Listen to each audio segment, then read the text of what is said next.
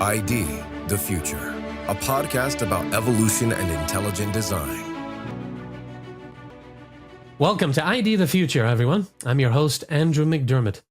Well, today, my guest is renowned neurosurgeon Dr. Michael Egnor, to begin talking with me about his new book, The Immortal Mind, a neurosurgeon's case for the existence of the soul. Dr. Egnor is a professor of neurosurgery and pediatrics at State University of New York, Stony Brook. Named one of New York's best doctors by New York Magazine in 2005, Egnor is an award-winning brain surgeon who has performed over 7,000 brain operations. Dr. Egnor, thank you for taking the time with us today. Thank you, Andrew. It's a pleasure to be here. Well, you've written a book, an extraordinary book, an intriguing book, making a case that the human soul exists and that the mind is immortal. And over a couple of episodes of the ID the Future podcast, I'd like to unpack some of the arguments and evidence that you've marshaled for these provocative ideas. Now, today, I'd like to tease out some of the key insights of your book, and in a separate episode, we can get into a little more detail and examples. Now, let's start with some helpful definitions. I always like to start by, verifying terms and making sure we're all on the same page. How do you, as a neurosurgeon, define brain, mind, and soul? Well, the brain is an organ. It's an organ like the heart is an organ, or the kidney, or the liver, and it has certain jobs that it does, certain functions. It's not the same thing as the mind, and it's not the same thing as the soul. The mind is several aspects of the soul, and I'll get to that in a moment. The soul is what makes the difference between a living body and a dead body. And that's Aristotle's definition, and I think he got it right. A soul is everything you do that characterizes you as being a living person. That is, a soul involves your heart beating and your lungs breathing. It involves your vision and your hearing and your capacity for reason and free will. All of that together collectively is your soul. One way of thinking of it is that your soul is everything that's true about you the moment before you die, subtracted from that the moment after you die. So it's your soul is your principle of life.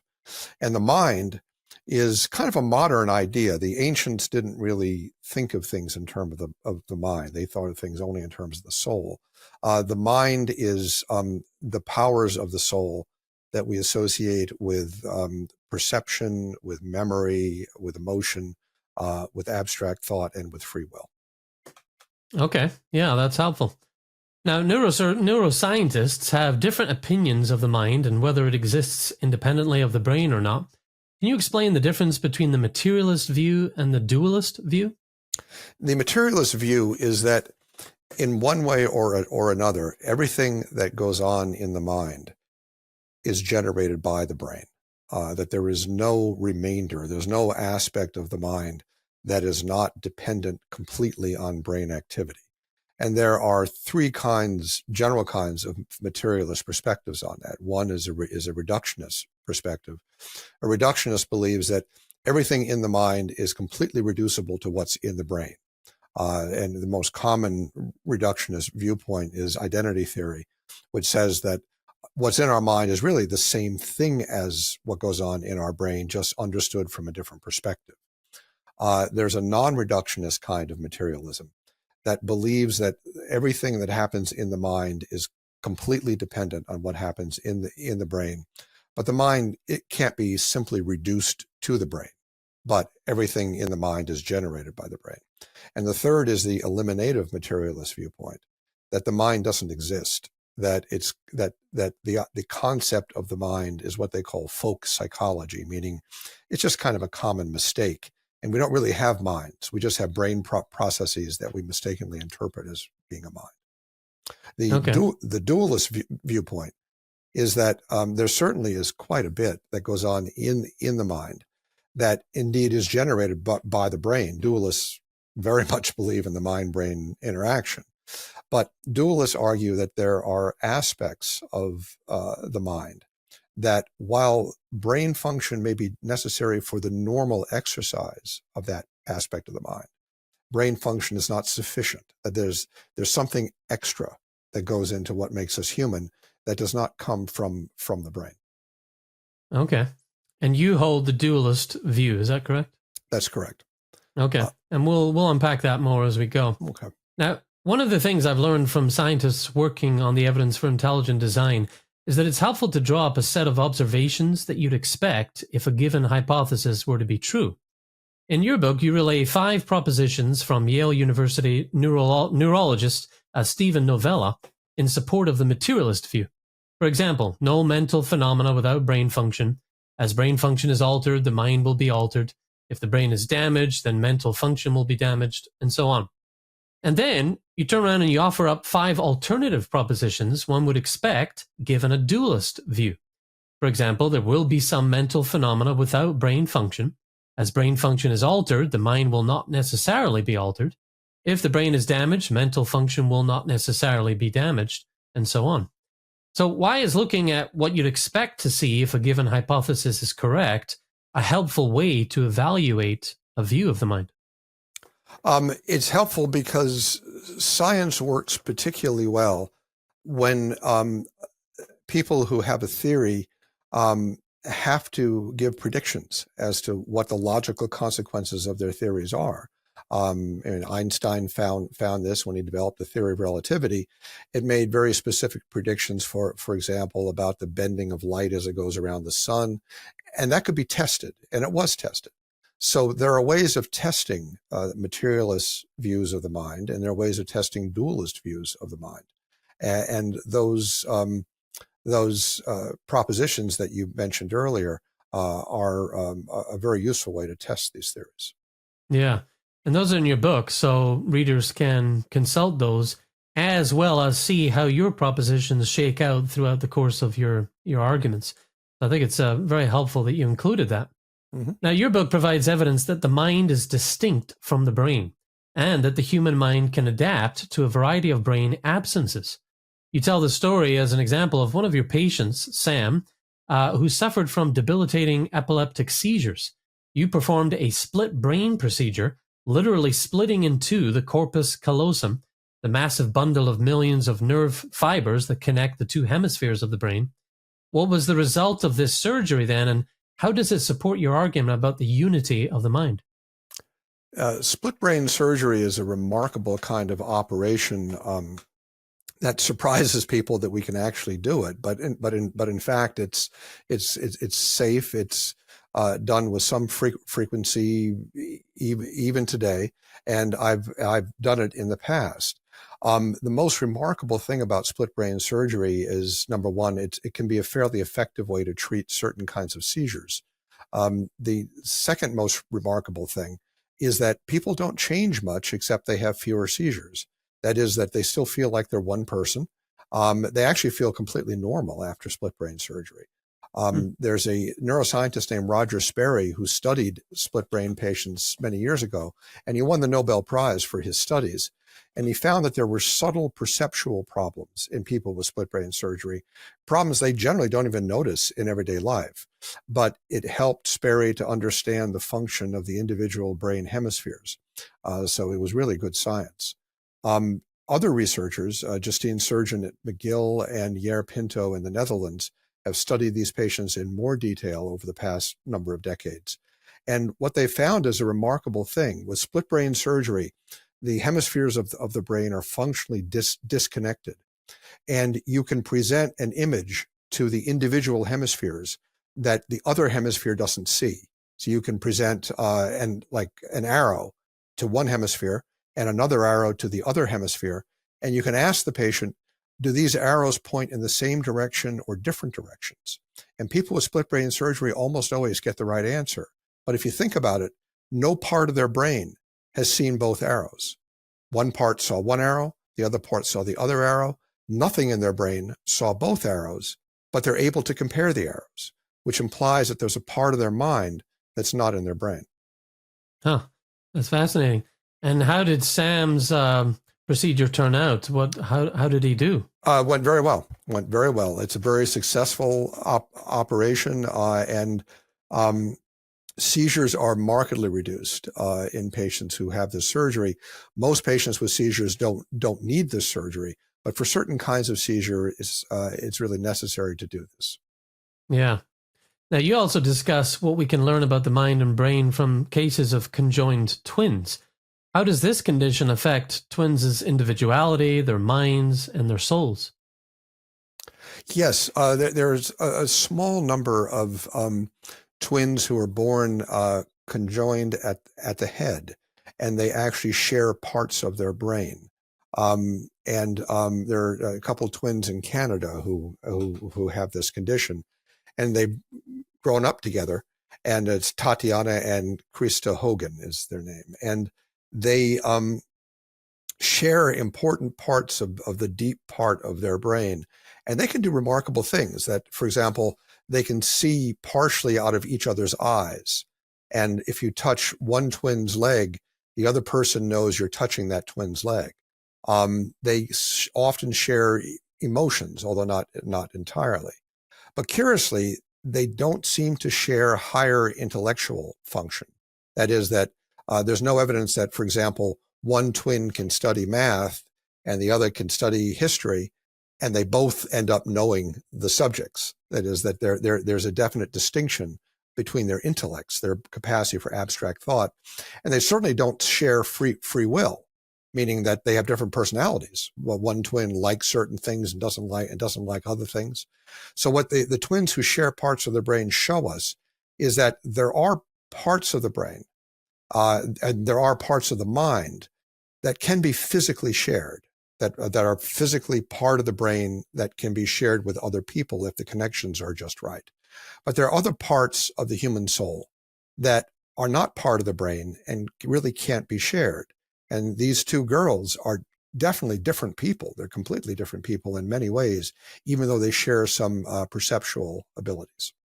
And again, a very rare condition, but when it does come along, it gives neuroscientists, the ability to get a glimpse at the differences and connections between the mind and the brain. Well, your book makes an argument for the immortality of the mind and the soul. You discuss NDEs, near-death experiences. They're a fascinating phenomenon in recent decades, but you also report that they've been recorded by many cultures across, thousands of years. Can you give us a few examples of those cultures and what their experiences looked like in the past? Sure. Near-death experiences are surprisingly common. There's no question. There's been probably tens of millions of people over human history have had things like this, and there tends to be patterns to them that occur across cultures. People often feel that they're leaving their body. They often see their body, and they will hover in the vicinity of where they have died. And they often describe a kind of a tunnel experience where they go down a passageway and they come into a different world. And the world they come into is often very beautiful, although there are some negative experiences. There are people who have hellish near-death experiences. They're probably the most common ones are the pleasant ones. And people go to the other side of the tunnel and they see a beautiful world. They often will have some interaction with the divine figure. And they generally will meet dead friends and relatives. A fascinating aspect of near-death experiences is that, to my knowledge, there's never been a report of someone having a near-death experience where they met anyone on the other side who wasn't dead. That is, the only people they meet are dead people. And there have been a number of recorded instances where people with near-death experiences have met a dead person on the other side of the tunnel who they didn't know was dead before they died. That is, the death was not known to them. One example was a little girl who was in a car accident, and she had a near-death experience in the hospital, and her sibling had died in the car accident, but she didn't know that. She saw her sibling on the other side of the tunnel. Her parents had not died, and she didn't see her parents on the other side of the tunnel. And there's a very famous near-death experience. A woman named Pam Reynolds was a patient who had an aneurysm at the base of her brain, a blood vessel that was about to burst. And she needed a very radical kind of surgery to fix the aneurysm. It was done in Phoenix at the Barrow Institute by a neurosurgeon named Robert Spetzler. And what she had to have done was she had to have her body cooled down to about 50 degrees Fahrenheit, put on a heart-lung machine, and then her heartbeat was stopped. And Dr. Spetzler went into her brain, drained the blood out of her brain, fixed the aneurysm in 30 minutes, and then restarted her heart, reperfused her brain, and she came back to life. And this was done in the early 1990s. And she made an excellent recovery. And she reports that when this happened, she felt, as soon as her heart stopped, it felt as though she popped out of her body, went up to the ceiling of the operating room, watched the whole operation. She said she wasn't frightened. She said it was beautiful and fascinating. She heard the conversations the doctors had, which could be checked. She heard the music that was playing in the operating room. She saw the instruments. She then went down a tunnel. She saw her grandmother and her uncle, who said she had to come back. She came back, went back into her body, and she said it felt like diving into a pool of ice water. It's kind of interesting because her body temperature was 50 degrees, so it really was a pool of ice water. And so this is probably the best documented case of near-death experiences, in that she was documented by all kinds of machines in the operating room as being completely dead while she had these experiences. Wow. Yeah, so you can use those measurements as a way to verify what she was experiencing in her story. Yes. Which does make it stand out. Now, you've also got a chapter in The Immortal Mind that addresses the Darwinian view that the human mind evolved gradually through natural selection and random mutation. What aspects of human life do you argue are immaterial and could not be products of a Darwinian process?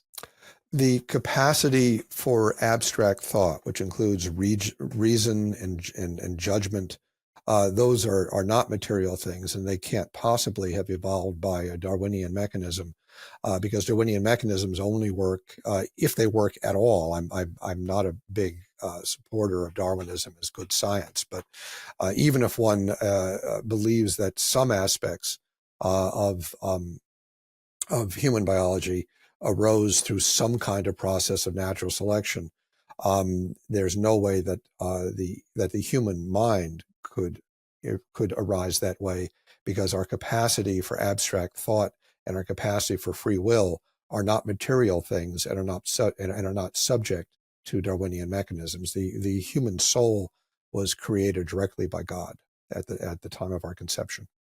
Right. Yeah. And of course, along the Darwinian framework, the intelligent design research community is challenging that on so many fronts these days. Yes. We have, a systems biology approach to, systems engineering, I should say, approach to biology, where you look at biology top down instead of bottom up, and it seems to make a whole lot more sense. And then there's the whole immaterial genome that Richard Sternberg has been working on, and which is a very, very exciting idea. And the ID science on this is really first rate. It's really excellent science. And his work certainly dovetails with yours in that, your book could have been called The Immaterial Mind. Right. Because it's working along the same lines. Sure.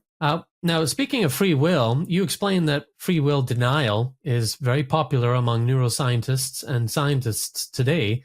Why do you think this belief is so common, and why do you believe it to be wrong? Well, it's a very, very interesting topic. It's interesting for scientific reasons. It's interesting for philosophical reasons, and it's interesting for psychosocial reasons. I hold the viewpoint that everyone believes in free will, that there really is no one who doesn't believe in free will. I don't think there's ever been a human being who's ever lived who doesn't believe in free will. The reason is that belief is not merely what you say you think, but belief is what you do. It's how you behave. For example, if you ask an embezzler, do you believe in financial honesty? And he says, sure, yeah, I definitely believe in that. Well, he doesn't believe in that because he's an embezzler, because he steals money. So if a person who really did not believe in free will would have to stop living as if free will were true. And everybody lives like free will is true. Everybody feels that you can morally choose good or evil, or that other people morally choose good or evil. Everybody believes that they have some degree of genuine freedom in choosing. You couldn't live your life. You couldn't live your life as a meat robot. And a good example, if you have someone who doesn't believe in free will, is to, if you see them working on their laptop, just take your cup of coffee and hold it over the laptop and ask them, well, should I pour this coffee on your laptop? And of course, they'd say, no, don't do that. And you say, hey, I've got no free will. I've got no choice. You can't blame me if I do. I'm no more responsible for pouring or for pouring the coffee than the coffee cup is. So the reality is that everybody believes in free will. It's just there's some people who say they don't believe in free will. And what I think of it as materialist signaling, actually, is the term I use.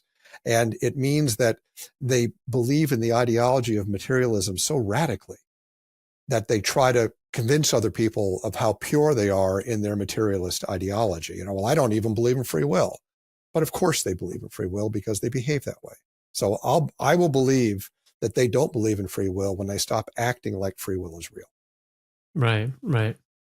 Yeah, and that sort of gets back to the expectations I was talking about earlier. You know, what are the expectations? Would you expect? What behavior would you expect from someone who says there's no free will? You know, and does that match up to the reality of their actions? Sure. I mean, most people who don't believe in free will are perfectly ethical people who behave as if free will is real. In fact, some of them are real moral scolds. I mean, you read some of the blogs of Jerry Coyne, who is a biologist who doesn't believe in free will. And I'd say probably 80% of his blog is taken up with various moral exhortations to do this, to do that. But if you didn't believe in free will, then what's the sense of making moral arguments there? Because there is no morality. It's all just chemistry. And it's an easy way out too, determinism. Because then you're not on the hook, for much of anything. Right. And I suspect that plays a deep role. It's kind of a way of saying all the bad parts of my life aren't really my fault anyway, so you can't blame me. And it's kind of a cop-out. Yeah. And then it begs the question, what about the good parts of your life? Were those accidents, or did you choose them? They still take credit for that. If they still take their paychecks. I mean, it's, if they didn't freely show up to work and so on, and if they didn't freely have good ideas, then why would they expect to get paid? So. Yeah.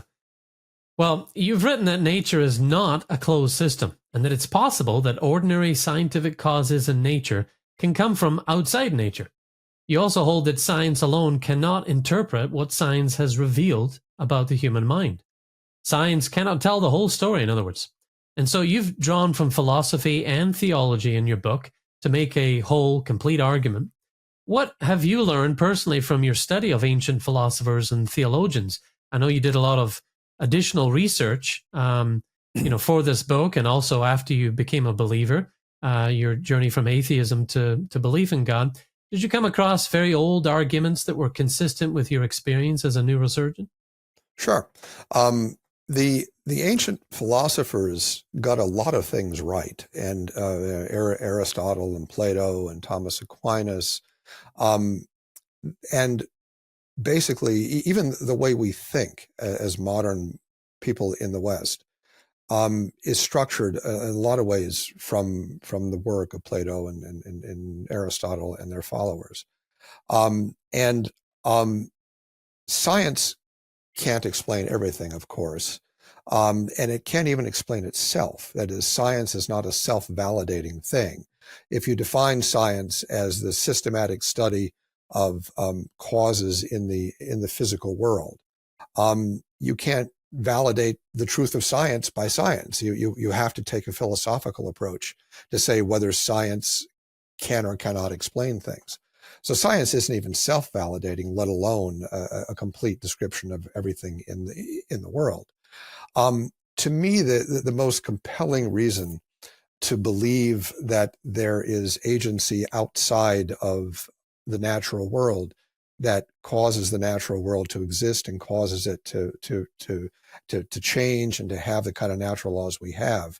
Well, there are two reasons. One is that modern science, particularly modern cosmology, points us to the Big Bang. And the Big Bang is a cause that came from outside of the universe, because the Big Bang itself was not in the universe, because the Big Bang existed before the universe, or as the universe began. So the Big Bang didn't come from the universe, because the universe didn't exist before the Big Bang. So even basic cosmology points to causes that are outside of nature. The singularities that are inside black holes are completely undefined according to natural science, meaning there is no way that natural science currently understood can understand what's inside that singularity. So science can handle things that are outside of the natural world. It does it all the time. The second reason to believe that there's something outside of the natural world goes back to Aristotle's argument for a prime mover. And what Aristotle argued, I'll say it can be expressed in a simple sentence, that you can't go to infinite regress in a series of instrumental causes. And what that means is that if you have one thing causing another thing, and the causation is instrumental, meaning the thing that causes the effect has to continue acting as the effect is caused, you can't go to infinite regress. You can't just keep going back further and further and further. There has to be something at the beginning of the series of causes that is outside of that causal chain. And what Aristotle would say, what St. Thomas Aquinas said, is that is what all men call God. So God is not only very acceptable in scientific reasoning. I think God is necessary in scientific reasoning, and I think God's existence is actually, in a sense, a scientific theory, in that you can compile evidence for his existence. I think it's the strongest theory in science. It's the most thoroughly proven theory in science. Yeah, and I appreciate what you say about science there. But there was a time in your life, and we will explore that in a further episode, where you felt that science could explain everything, that it did have the answers. In fact, at one point in your life, you saw it as an escape, as a place to jump for truth and wisdom when life, didn't make sense or wasn't as great as you hoped it would be. So we'll explore that and just your journey from atheism to belief in God as part of our next episode. Dr. Agnor, welcome back. Thank you, Andrew. It's a pleasure to be back. And by the way, 7,000 brain operations. Are you adding to that tally daily, weekly? How many are you doing these days? Two or three a week. Wow. And yeah.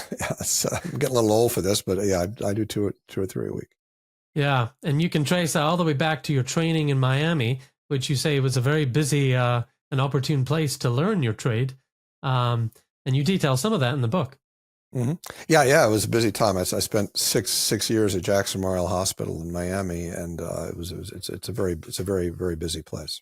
Well, so you've written this book, making a case that the human soul exists and that the mind is immortal. And over a couple of episodes of the podcast, we're unpacking some of the arguments and evidence that you've marshaled for these provocative ideas. In a previous episode, we covered some basics as we teased out some of the key insights of your book. You covered the definitions of mind, brain, and soul. You broke down for us the difference between the materialist view and the view that you hold, the dualist view it's called. We discussed the example of split brain surgery and what that reveals about the unity of the mind. We talked about what we can learn about the mind and brain from cases of conjoined twins. And you also explained why you include near-death experiences in your book as part of the whole argument. We also talked about how you push back on the claim that the human mind was produced through a gradual Darwinian process.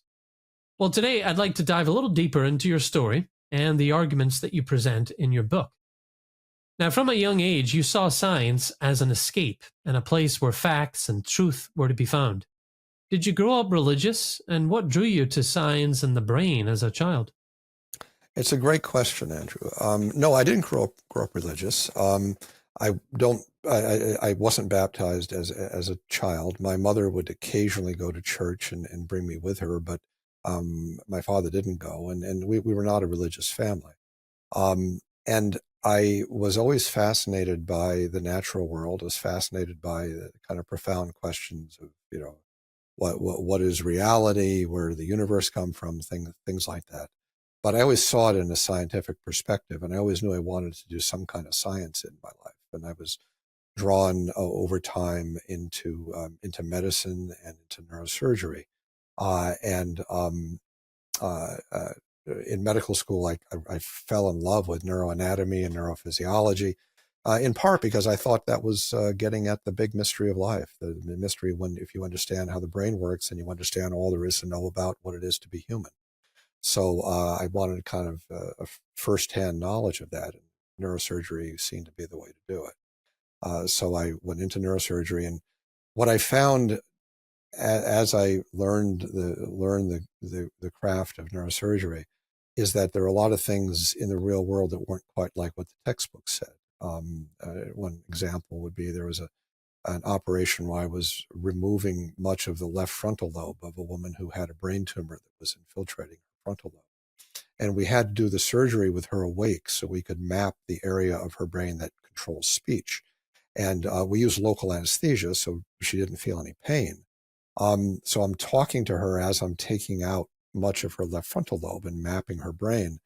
And it just haunted me, this weird thing that I can have a conversation. I mean, she was perfectly normal. We were just chatting about the weather, chatting about the food in the cafeteria, stuff like that, as I'm taking out parts of her brain that the medical textbook said were responsible for much of her higher thought, much of her abstract thought. And here she is talking to me and not turning a hair as I'm taking out that part of her brain. And she did very well with the surgery. The tumor was cured and she lived a normal life. And that amazed me. And I realized that a lot of the stuff in the textbooks about the way the brain and the mind work wasn't really true. There certainly are aspects of the mind that are very closely related to the anatomy of the brain. Vision, hearing, perception, memory can be very closely related. Emotions can be very closely related. Our ability to move our limbs is very closely related. But abstract thought and free will don't bear the same kind of close relationship, and that fascinated me. Yeah. And you're right that surgery gave you the chance to, take that front row seat in the drama of life, and it gives you such an interesting, an insightful view of this particular topic. The differences between the mind and brain and how they're connected. Well, one of the cool stories you share in your book is your own mother was the recipient of life-saving brain surgery, and that had the effect of making surgeons look like heroes in your household. Yes. When I was a toddler, my mother had a rupture of a brain aneurysm, and she was very critically ill, and she was treated at Columbia Presbyterian Hospital in New York. And she survived. She had some disabilities, but she survived. And so as I was growing up, that was always sort of the pinnacle. The most, the best and most exciting thing you could be was to be a neurosurgeon. And that undoubtedly influenced me. And I went to medical school at Columbia, and I, as a medical student, scrubbed in probably the same operating rooms that my mother was operating on. That's cool. Well, you were an atheist during your medical training and part of your career as a neuroscientist. Were you an angry atheist? Had you come to terms with that in a way? How did you view those who believed in God? Well, I was never an angry atheist. Frankly, I always found Christians to be really nice people, and I like Christians. I also found I would read the Bible a little bit, and I found kind of fascinating. But I just thought it was all a fairy tale. I figured, that if I was to go to church, I'd have to leave my brain outside because it was just a fairy tale. I kind of associated Christianity with mythology, and but as time went on, as I began to see things in the real world as a neurosurgeon and doing science and just growing up and living an adult life, I came to see that things like Christianity, and particularly Christianity, started making a lot more sense to me. And I began to really have some doubts about the scientific or even the logical validity of atheism. Right. And you say you were troubled by what you call hauntings, occasional deep thoughts like, why am I here? Why does anything exist? What is life all about? And those questions came to a crisis after your youngest son was born, leading to a life-altering moment in a hospital chapel. Can you tell us that story? Yes. I had been getting these feelings that I was missing something really important about the world and about my life. And I think probably most of us at some point have those feelings that, you're going about your daily life being concerned with all the things that go on day to day, your job, your family, making a living, all that stuff. And you kind of forget to ask the questions like, well, why am I even here? Like, where did all this place come from? when my youngest son was born, my wife and I noticed a couple months after he was born that he wasn't making eye contact and he wasn't smiling. And at an age when babies would be expected to do that. And we got concerned that he had autism. And that was really torturing me. That there's this thought that I would have a child who didn't even know me, who lived in his own little world. And it was heartbreaking. I was just devastated by this. So I took him to a neurologist, had another doctor evaluate him. He said, he's too young to know. You can't really be sure. So one night I was seeing a patient at a Catholic hospital as a consult. And as I was leaving the hospital, the hospital chapel was open. And I decided, well, I don't really go to church, but I'll try anything. I was so heartbroken. So I went into the chapel and I got down in front of the altar and I said, God, I don't know if you really exist, but I can't handle this. I can't live with my son being autistic, my son not knowing me. And then I heard a voice, the only time in my life I've ever heard a voice. And the voice said, but that's what you're doing to me. And I collapsed. I realized then what this was all about. And I'd said, all right, Lord, I won't do this to you anymore. I will acknowledge your existence and I will learn about you, get closer to you and love you. But please heal my son. So a couple days later, at my son's six-month birthday party, he started to smile and to look at us, and he was a totally normal baby. And he's right now a law student and a very bright, personable young man who is anything but autistic. So I went to the church and I said, how do I get baptized like now? So myself and a number of people in my family entered the church, and I've been very passionately devoted to the Lord and to his work ever since. Yeah, fascinating story, a dramatic encounter there. Well, with your materialist blinders suddenly gone, as you put it, you saw neuroscience and neurosurgery in a very different light. You write that you no longer settled for the stock answers that many scientists have naively accepted for so long. How did it affect your career and your research to do such a 180?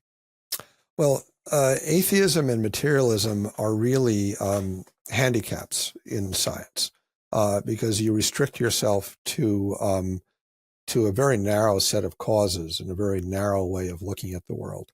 When you include the idea that the world is governed by a mind, by a rational mind that has good intentions, and it makes a lot more sense of things. And I found my belief in God and my realization of the fact that the universe is created by an infinite intellect. That it's been tremendously helpful. My own scientific research is centered around understanding blood flow to the brain and the interaction with the pulsations of the heart and how the brain reacts to that. And I found that if I take an engineering approach and I ask the question, if this system of the heart and the brain were a design system, how would it be best designed? That has led me to discover a number of very important things about how the system actually works that I would not have discovered if I hadn't had the inference to design in my research. So belief in God and recognition of his beautiful design in the universe is not only important for our personal salvation and our personal understanding of reality, it can be very, very valuable for a working scientist. Yeah. Now, as you departed atheism, you also departed a reductionist view of the brain and the mind. You hold a dualist view. Tell us briefly for viewers and listeners who don't quite understand what that term gets to. Just define that for us, and also how you define mind, brain, and soul briefly. Sure. The brain, of course, is an organ, and it does specific things. And the scientific evidence is that basically it does five things. One thing it does is it controls vital functions like breathing and heartbeat and so on. The second thing it does is it controls movement, so it lets you move your limbs. Third thing is it controls perceptions like vision and hearing and touch. Fourth thing is that it controls emotions. So there's a lot of emotional stuff that comes out of brain physiology. And the fifth thing it controls is memory. If we have specific memories, like remembering your grandmother's face, definitely comes from brain activity. There's a ton of science that supports that. But the capacity for reason and for free will, the capacity to think abstractly, not about a physical object, but about concepts like mercy and justice and mathematics and logic, that all doesn't come from the brain. The brain is necessary for the normal exercise of abstract thought, but the brain is not sufficient for it. We have souls, and our souls are what make us alive, and our souls are spiritual. And a spiritual soul has both material things like our bodies and the control of our bodies, and it has immaterial things like, again, our capacity to know God, our capacity to use reason, our capacity to exercise free will. Okay, yeah, that's helpful. Now, you push back on the widespread materialist view in neuroscience that the mind is simply what the brain does. In one chapter, you explain that even when the brain is split in half, many important aspects of the mind remained unified. How does this point to an immortal soul? The immateriality of an aspect of the mind, that is, that the fact, and I believe it is a fact, that our capacity for abstract thought and our capacity for free will are not generated by the brain. The brain helps us express these things and helps us experience them, but it doesn't come from the brain. That immateriality of that aspect of our soul means that our soul cannot die in the same way that our body can. An abstract immaterial thing cannot cease to exist in the same way a material thing ceases to exist. A good analogy to help us understand that is if you think about the number 8. You can choose anything abstract. We'll think about the number 8. There are two ways that the number 8 can be in your experiential life. One way is if you just write the number 8 on a piece of paper. The other way is if you think about the number 8. You're just abstractly thinking about it. Well, if you write the number 8 on a piece of paper, that version of number 8 could so-called die, meaning you could put it in a fireplace, the paper burns up, that written number 8 is gone. But the concept of number 8, the abstract concept, can't die. That is, that there will never be a time when a department of mathematics will announce that, well, yesterday, sadly, the number 8 passed away, so from now on, we're counting from 7 to 9. Meaning, abstract things don't disintegrate. They don't fall apart. They don't die. And there's a part of our soul that is abstract and capable of abstract thought. So that means that our soul is not the kind of thing that can cease to exist, at least not in the sense of dying. So there's very strong evidence, I believe, just from a logical, philosophical standpoint, to believe that the human soul is immortal. And that, of course, was the viewpoint in many of the greatest philosophers and theologians. And there is considerable scientific evidence for that also. Yeah. Well, I was really intrigued by your chapter asking just how much brain the mind needs to function. You write that while some brain areas are vital, significant portions can be removed or injured without necessarily affecting the mind. What did you learn about the parts of the mind that don't map to localized areas of the brain? That's probably about half the brain. It doesn't really map to the mind in a clean way. And those areas are commonly called association areas, large areas in the frontal lobes, the parietal lobes, and other parts of the brain. And there are many people who lack those parts of the brain, either because of trauma or because of surgery or because they're born without them. And they're very normal people. They're very highly functioning people. Now, of course, there are many injuries to the brain that cause a lot of disability. So that it's not that the brain doesn't count. It's that there are a number of anomalous situations. A good example was a little girl that I've cared for since she was born, who was born missing half or 2/3 of her brain. A major part of what was inside her skull was just spinal fluid, which is water. And a lot of her brain was missing. And I counseled her family when she was born that, I couldn't be sure how she was going to do, but it didn't look good. And as she has grown up, she's been perfectly normal at every stage of life. And she's a bright young lady. She's in her 20s now. Her mom jokes that she's too smart for her own good sometime. And she's a perfectly normal young lady. If you were to meet her, it's perfectly fine. She's missing 2/3 of her brain. So there's a lot of that goes on. And that doesn't mean the brain isn't important, but it means that we really need to rethink the textbooks, and particularly we need to rethink the materialist ideology. And it's really just an ideology that the mind is completely caused by the brain. That simply isn't true. And there's a ton of science, there's a ton of personal experience that tells us that's not true. Yeah, definitely calls that view into question for sure. Well, you have a whole chapter explaining why the immortality of the soul is a reasonable belief to hold. Let's talk about that for a moment.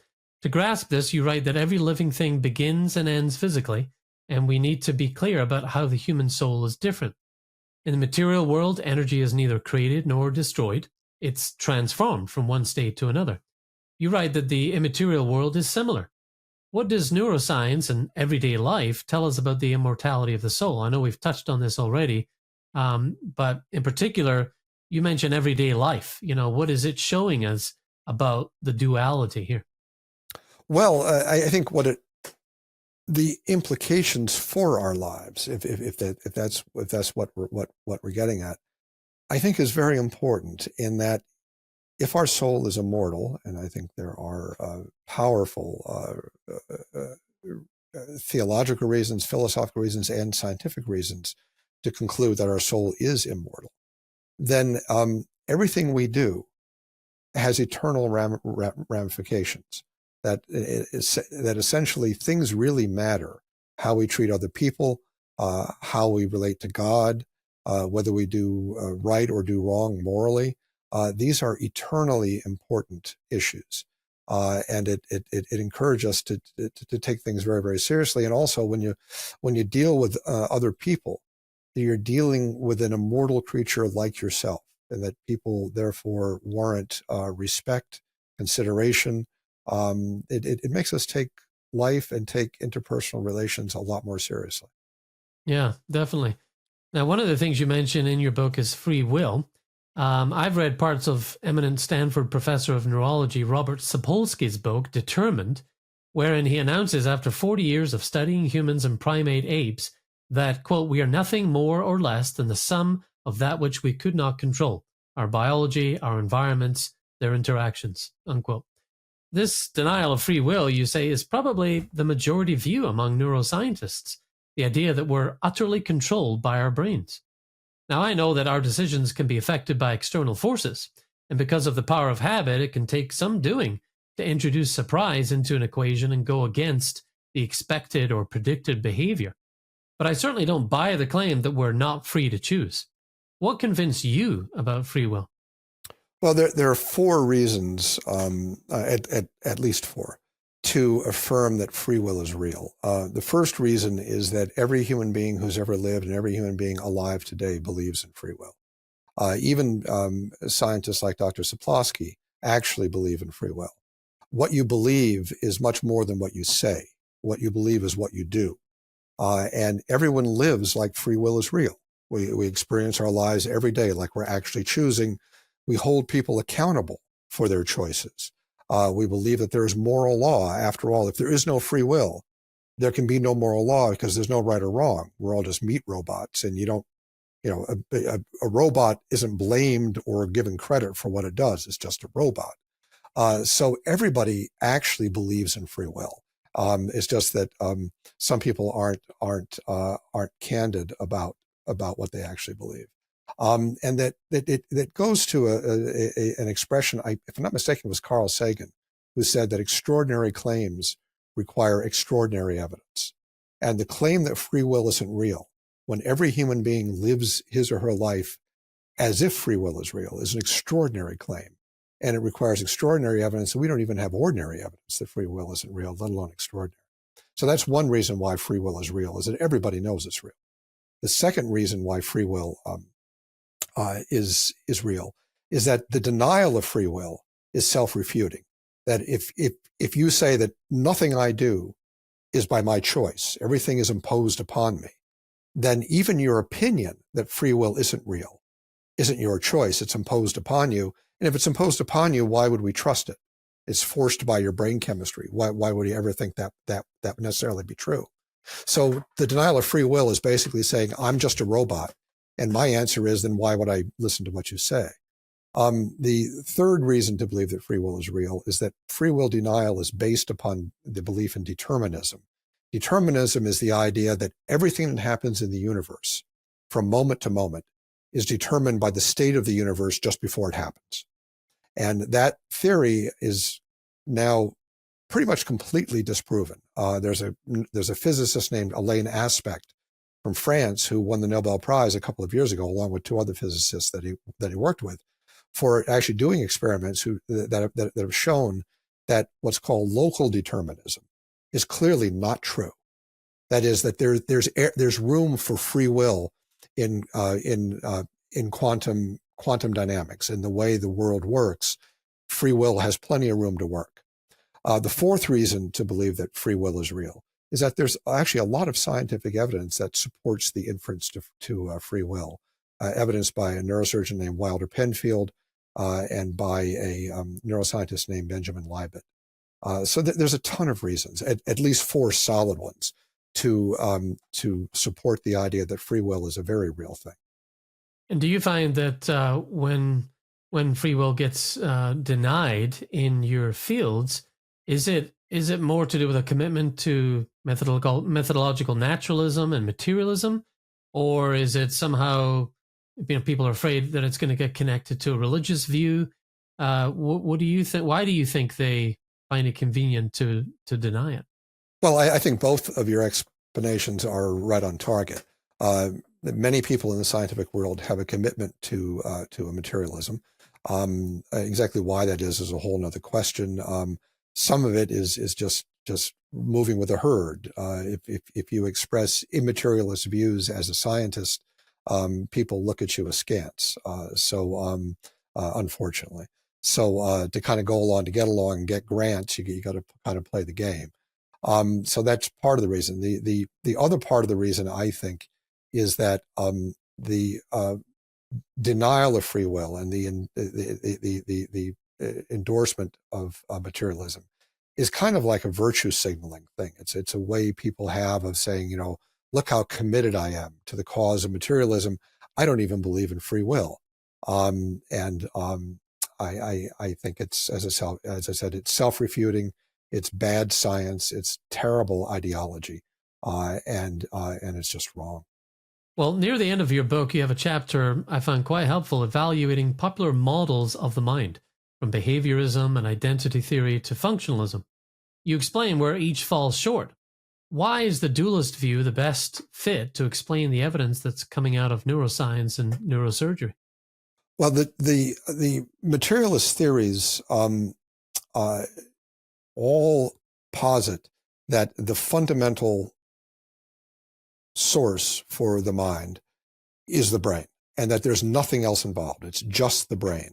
The eliminative materialists actually believe that there is no mind. We're kind of mistaken by that, and it's only the brain. That is, what you think of as your mind is just your brain. That's it. That's a very radical view, and there is a ton of neuroscience that suggests that there are aspects of the mind that are not generated by the brain. One way to look at it is that while normal functioning of the mind under ordinary circumstances it has the brain as necessary for normal functioning, the brain is not sufficient for the functioning of the intellect, the capacity for abstract thought, or for the functioning of free will. So there is something above and beyond the brain that contributes to the mind. That's the dualist view. The advantage of dualism, besides the fact that it fits the scientific evidence much, much better, is that dualism encompasses the materialistic viewpoints. That is, that every dualist recognizes that there are things in the brain that cause things in the mind. I mean, there's no question about that. The brain causes us to move. It causes perceptions, it causes emotions, and it causes memories. And I'm a dualist, but I totally acknowledge that. But abstract thought, The reasoning, the power to reason, and free will do not come from the brain. They're influenced by the brain for sure, but they don't come from the brain. And that's good science. So dualism, I think, is, from a scientific standpoint, as well as a logical and philosophical standpoint, a much better way of looking at the mind-brain relationship than materialism is. Right. Well, as we wrap up our conversation today, I wanted to touch on something we're seeing all around us these days in our various professions and places and circles, and that's AI, artificial intelligence. You think it's unfounded that AI will spontaneously develop human-like intelligence or creativity because the two intelligences are fundamentally different. And I mention this also because we're coming into a time now where we see a lot of what I call relational AI. AI models and algorithms that are designed to sound like someone with a brain, a mind, to look like a human being. And a lot of us are, turning to that because it's comforting, it's convenient, and, we're getting tricked in some ways. So it's a good thing to look at. And you do have some thoughts about it. Can you explain why the two intelligences you feel are completely distinct and never will infringe on the other? Yeah, there's a philosopher in the 19th century named Franz Brentano who thought very deeply about the question, what is it that absolutely distinguishes mind from matter? If you had to think of like one thing that just captured the whole picture. And he pointed out that there's something called intentionality is what distinguishes mind from matter. And what intentionality is the quality of aboutness that a thought has. That, for example, when you think, it's always about something. You think about the weather, you think about your family, you think about Washington, D.C. There's always an object of your thought. Whereas matter, like a lump of dough or a pencil, doesn't have an aboutness to it. So thoughts are always about something, and matter is never about anything. So the question with AI is there intentionality or aboutness intrinsic to the system? And the answer is no, because AI is a computational process.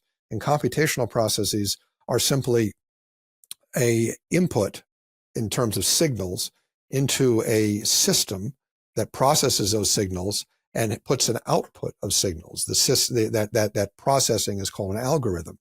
And none of that has any meaning. That is, your computer, for example, when you're using your computer to type an essay, your computer doesn't care about the meaning of what you're typing. Your computer doesn't say, oh, no, I disagree with you on that. So computation is all about syntax. It's all about the arrangement of electrons and the organization of things, whereas thought is all about semantics, all about what things mean. And computers can't handle meaning. And in fact, if computers did care about meaning, they'd be much less useful, because then you'd have to buy a different computer for every different essay you typed, because it would have to have a different meaning. So right. AI is just a human artifact. When you're interacting with AI, you're really interacting with the programmers who program the AI, and they are human beings. But there's no there. There's no mind in AI. It's the same as a book. When you read a book, you're reading what the author wrote in the book. The book itself doesn't tell you a story. The author is the one telling the story, using the book as a tool. It's like my wristwatch. I use my wristwatch to tell time, but my wristwatch doesn't know what time it is. My wristwatch doesn't know anything because it doesn't have a mind. And although we are getting to a point in AI where there's advancements in natural language processing and the LLMs, to where it is tricking us, it is making us think, perhaps in some cases, that there is a mind behind it, that we can turn to it. And obviously you've got the knowledge factor, where it gathers lots of data and can spit it out quickly. But there are people that are turning to it for companionship, for therapy. What would you say is a good way to guard against, the potential pitfalls that a relational AI can provide or offer? Well, the AI is, in a sense, a test of our gullibility. To believe that AI is conscious or is like a person is just a mistake. It's silly. And if we believe that, then we're being kind of gullible, and it's best if we don't take that belief. When you interact with AI, you're interacting with the people who built it. You're interacting with the software engineers and the programmers. And I use AI myself for various tasks and so on. It's just fine. But I realize that I'm not dealing with an intelligent computer. I'm dealing with a clever computer program written by some very clever and very good programmers. But there's no mind inside the computer or inside the AI of its own. I like that, a test of our gullibility. We do need to stay on our toes in this new age that we're living in. Well, just wrapping up, as I said, your book argues for the existence of spiritual immortal souls. And how do you think we, recognizing that we have immaterial minds and immortal souls, how has that impacted you, and how do you think it should impact us if we accept that?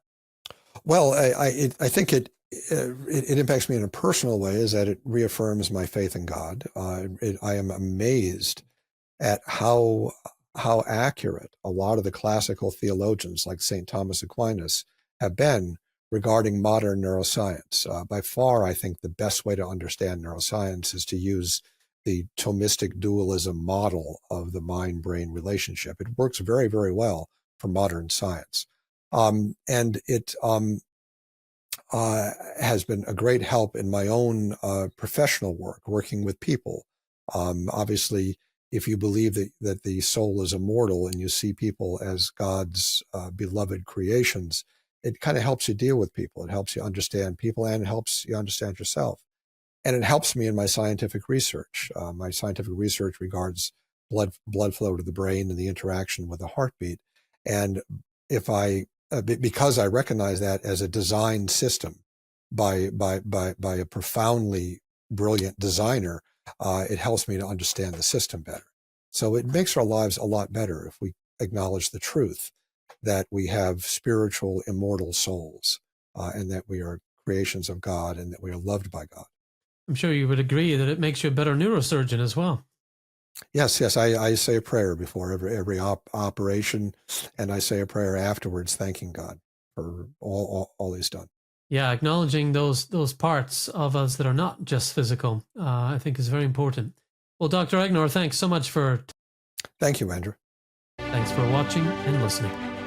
ID, The Future, a podcast about evolution and intelligent design.